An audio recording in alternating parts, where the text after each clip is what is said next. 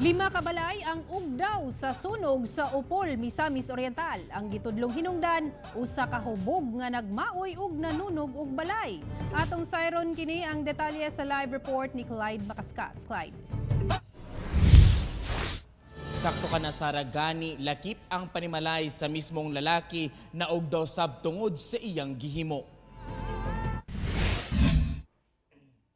Puno og bunog sa lawas nga napaslak sa Upol Municipal Police Station kining usa ka Mark Mabaw tungod sa pagmaoy niini.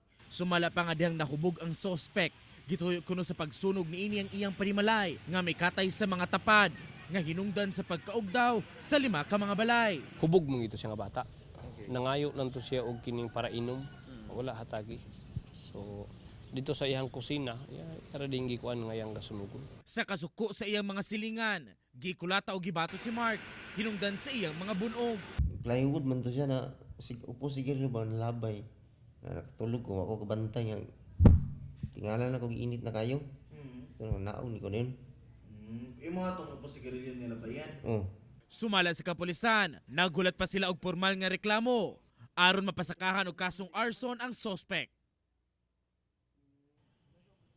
Pabilin pa nga naa sa kustudiya karon sa kapulisan namang dinakpan. Kung ugaling wala gayon mo pasaka o kaso bato kaniya, ila kining buhian aron usab dili sila ma-charge og illegal detention. Sara? Okay, daghang salamat, Clyde Macascas.